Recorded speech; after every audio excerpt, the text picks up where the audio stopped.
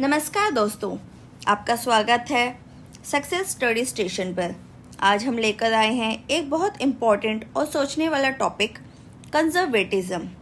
तो चलिए समझते हैं कंजर्वेटिज्म का असली मतलब, उसकी सोच और आज के समय में उसका रेलेवेंस। ये इंडेक्स वाइज टॉपिक्स हैं जो कि आज के चैप्टर में हम करेंगे।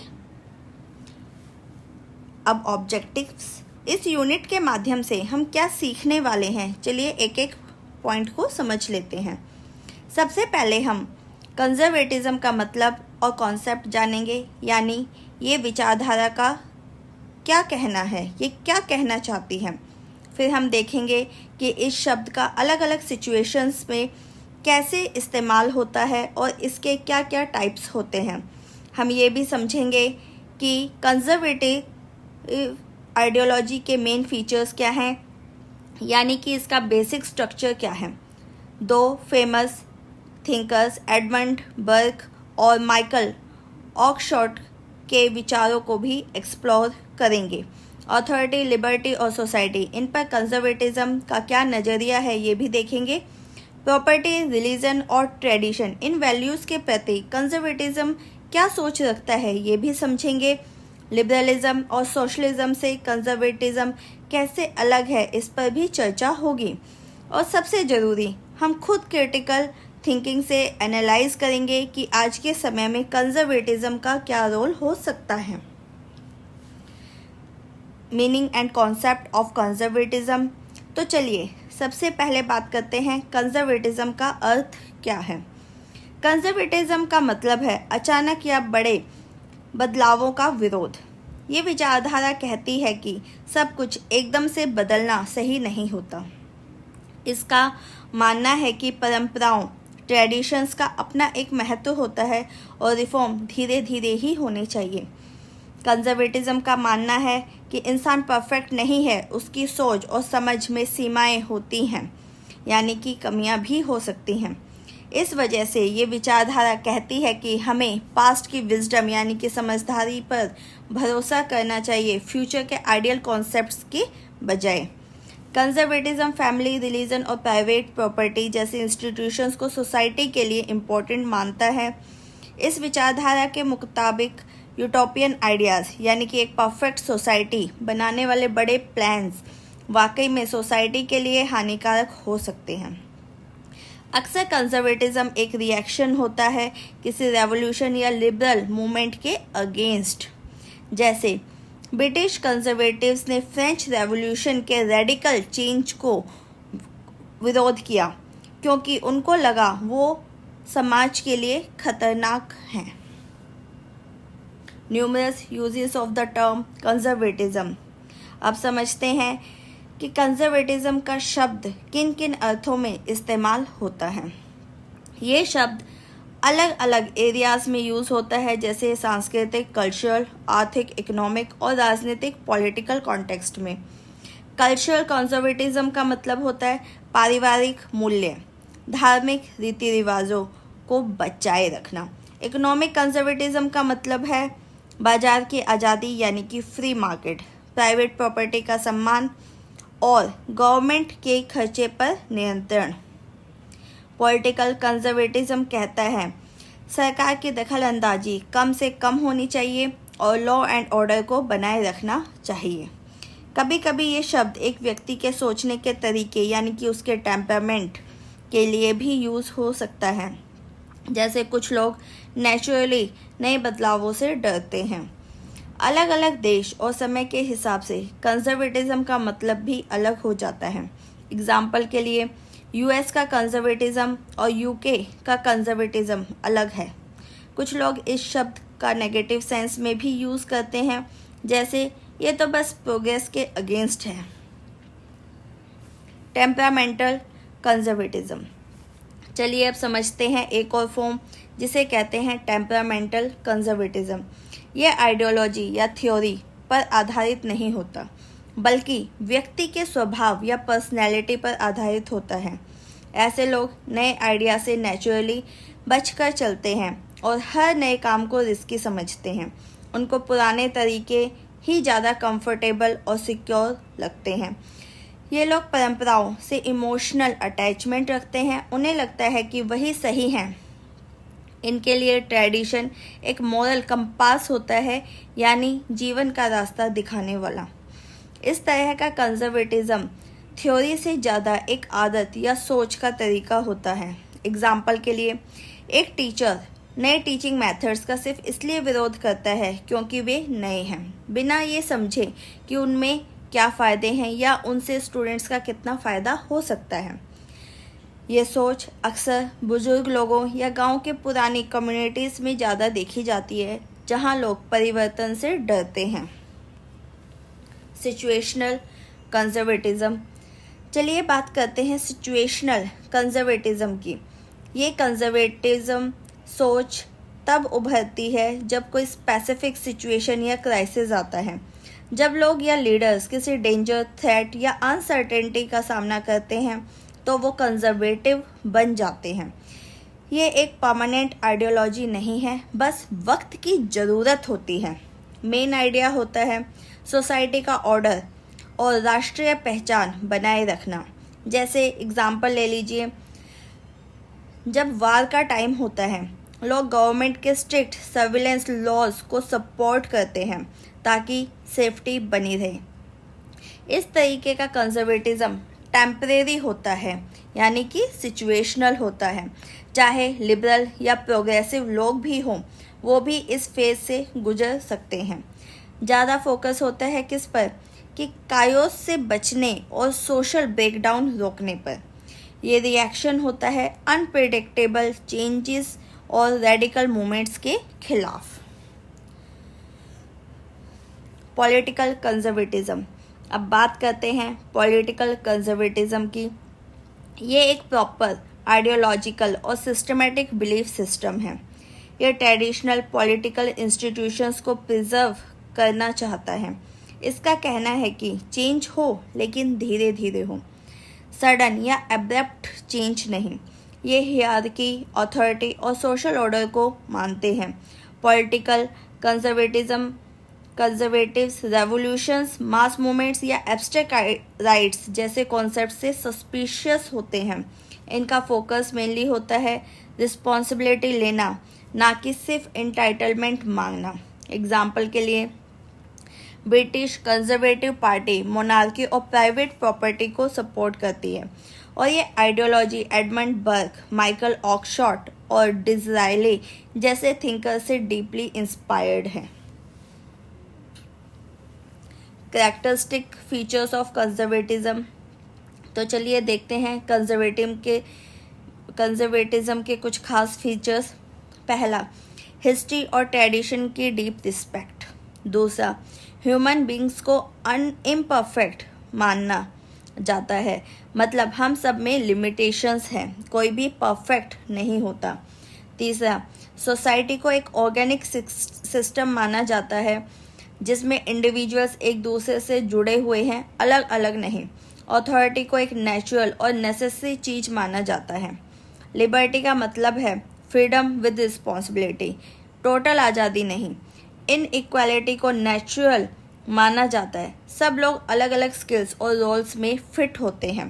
प्राइवेट प्रॉपर्टी को सोसाइटी के लिए स्टेबलाइजिंग फोर्स माना जाता है, और रिलीजन और मॉरलिटी को सोसाइटी का इसेंशियल फाउंडेशन माना जाता है। History and tradition. अब बात करते हैं ट्रेडिशन की। ट्रेडिशन मतलब जनरेशन्स का एक्यूमुलेटेड विजडम। ये एब्स्ट्रैक्ट रीजनिंग को रिजेक्ट करता है, कहता है कि टाइम टेस्टेड प्रैक्टिसेस ही बेस्ट है। इंस्टीट्यूशंस जैसे मोनार्की, चर्च और फैमिली इनके लिए बहुत इम्पोर्टेंट होते हैं। ट्रेडिशन पास्ट, प्रेजेंट और फ्यूचर को जोड़ता है। रिफॉर्म हो लेकिन हिस्ट्री का रिस्पेक्ट बना रहे, ये इनका व्यू पॉइंट है। एग्जाम्पल के लिए, एडमंड बर्क ने फ्रेंच रेवोल्यूशन की रेडिकलिटी को अपोज किया था और ब्रिटिश मोनार्की का सपोर्ट किया था। हिस्ट्री एक गाइड की तरह होती है जो बताता है क्या गलतियां अवॉइड करनी हैं। कंजर्वेटिव्स सोसाइटी को एक इंटरजनरेशनल कॉन्ट्रैक्ट के रूप में देखते हैं। Human imperfection, prejudice and reason. Conservatives के अकॉर्डिंग इंसान मॉरली और इंटेलेक्चुअली फ्लॉड होते हैं, यानी उनमें कुछ कमियां होती हैं। उनको एब्सोल्यूट पावर देना या यूटोपियन ड्रीम्स में ले जाना खतरनाक हो सकता है। बर्क के हिसाब से प्रेजुडिस मतलब सिर्फ नेगेटिव नहीं होता, बल्कि एक पॉजिटिव इंस्टिंक्ट भी होता है जो एक्सपीरियंस से डेवलप होता है। सिर्फ रीज़न पे पॉलिटिक्स नहीं चलती, एक्सपीरियंस और हैबिट ज़्यादा ज़रूरी होते हैं। एग्जाम्पल, अगर एजुकेशन सिस्टम में कोई रेडिकल चेंज लाएं बिना सोच समझ के, तो उसके आउटकम्स रिस्की हो सकते हैं। तो पॉलिटिक्स में हमें एरोगेंस नहीं, ह्यूमिलिटी दिखानी चाहिए। ह्यूमन नेचर को लिबरेशन नहीं, गाइडेंस की जरूरत होती है। Organic society, liberty and equality. Conservatives society को एक लिविंग ऑर्गेनिज्म की तरह देखते हैं, ना कि मशीन जैसे। इंडिविजुअल्स एक दूसरे से जुड़े होते हैं, आइसोलेटेड नहीं होते। लिबर्टी इम्पोर्टेंट है, लेकिन उसका मतलब है ऑर्डर और रिस्पॉन्सिबिलिटी के साथ फ्रीडम। ये लोग आउटकम बेस्ड इक्वालिटी को लेकर कॉशियस होते हैं। उनका फोकस होता है रिस्पेक्ट और लीगल इक्वालिटी पे। हियरार्की को नेचुरल और फंक्शनल माना जाता है, ऑप्रेसिव नहीं।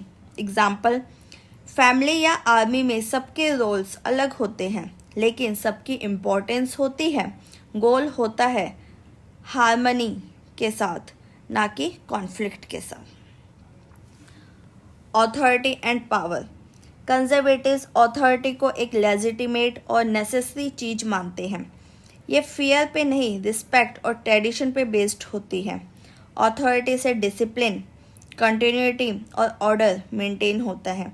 ये पावर को रिस्पेक्ट करते हैं जो अर्नड हो और लिमिटेड हो। इनका मानना है सेंट्रलाइज्ड गवर्नेंस होना चाहिए, लेकिन अकाउंटेबल भी होना चाहिए। फॉर एग्जाम्पल, हेडमास्टर की अथॉरिटी उसके रोल से आती है, ना कि उसके फोर्स से। ये अनार्की और अथॉरिटेरियनिज्म दोनों के खिलाफ होते हैं। अथॉरिटी को हमेशा रिस्पॉन्सिबिलिटी के साथ बैलेंस करना चाहिए। Property and life. Private property को फ्रीडम, रिस्पॉन्सिबिलिटी और स्टेबिलिटी का सिंबल माना जाता है। जब किसी के पास अपनी प्रॉपर्टी होती है तो वो सोसाइटी का रिस्पॉन्सिबल मेंबर बनता है। इससे सेल्फ रिलायंस बढ़ता है और लॉ का रिस्पेक्ट भी बढ़ता है। प्रॉपर्टी सिर्फ मटेरियल नहीं होती, ये इंडिपेंडेंस का सिंबल भी होती है। फैमिली, इनहेरिटेंस और कम्युनिटी के टाइज को प्रमोट करती है। फॉर एग्जाम्पल, जो होम ओनर होता है वो अपने एरिया को प्रोटेक्ट और इम्प्रूव करने में ज़्यादा इंटरेस्टेड होता है। कंजर्वेटिव्स कहते हैं रीडिस्ट्रीब्यूशन से सोसाइटी का मॉरल फैब्रिक डिस्टर्ब होता है। Religion and morality. रिलीजन और मॉरलिटी कंजर्वेटिज्म के कोर एलिमेंट्स होते हैं। रिलीजन सोसाइटी में मॉरल ऑर्डर और यूनिटी बनाए रखता है। मॉरलिटी को ये लोग इटर्नल ट्रुथ से कनेक्टेड मानते हैं, ये रिलेटिव नहीं होता। सेल्फ डिसिप्लिन और ड्यूटी को रिलीजन के थ्रू मेंटेन किया जा सकता है। फॉर एग्जाम्पल, 10 कमांडमेंट्स ये पर्सनल और पब्लिक लाइफ दोनों को गाइड करते हैं। चाहे कोई पर्सनली सेक्युलर हो, लेकिन रिलीजियस ट्रेडिशंस को रिस्पेक्ट मिलना चाहिए। कंजर्वेटिव्स मानते हैं कि एथिक्स कम्युनिटी वैल्यूज से आनी चाहिए, ना कि सिर्फ पर्सनल ओपिनियन से। मॉरल रिलेटिविज्म से सोसाइटी में काओस आ सकता है, इसीलिए उससे बचा जाना चाहिए। Representative conservatives. अब बात करते हैं दो इम्पोर्टेंट कंजर्वेटिव थिंकर्स की, एडमंड बर्क और माइकल ऑक्सशॉट। एडमंड बर्क, इन्हें फादर ऑफ मॉडर्न कंजर्वेटिज्म कहा जाता है। इन्होंने अमेरिकन कॉलोनीज का सपोर्ट किया, लेकिन फ्रेंच रेवोल्यूशन के रेडिकलिज्म का विरोध किया। ट्रेडिशन, रिलीजन और ऑर्डर में बिलीव रखते हैं। उनका कहना था रिफॉर्म्स होने चाहिए, लेकिन ग्रेजुअली, बिना सोसाइटी को तोड़ फोड़ किए हुए। अब बात करते हैं माइकल ऑक्सशॉट की। इन्होंने पॉलिटिकल रैशनलिज्म को क्रिटिसाइज किया, थियोरेटिकल ब्लूप्रिंट्स की जगह प्रैक्टिकल नॉलेज को ज़्यादा इम्पोर्टेंस दी।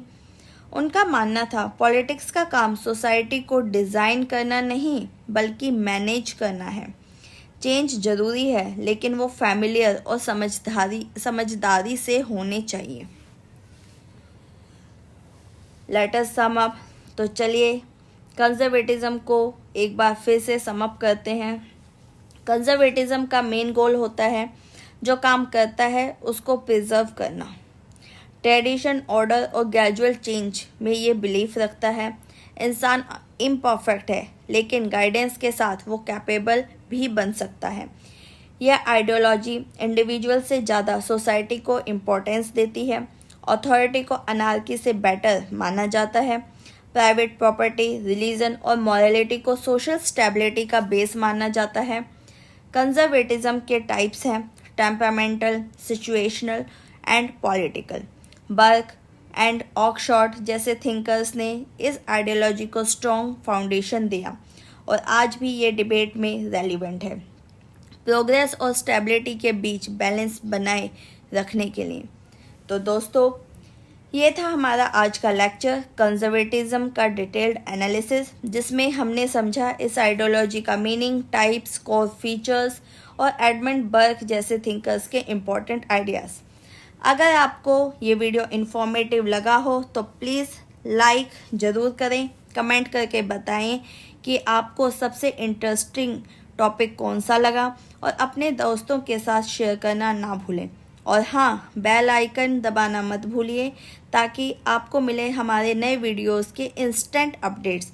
मिलते हैं अगले वीडियो में एक नए टॉपिक के साथ। तब तक के लिए सीखते रहिए, सोचते रहिए और सक्सेस स्टडी स्टेशन के साथ जुड़े रहिए। जय हिंद।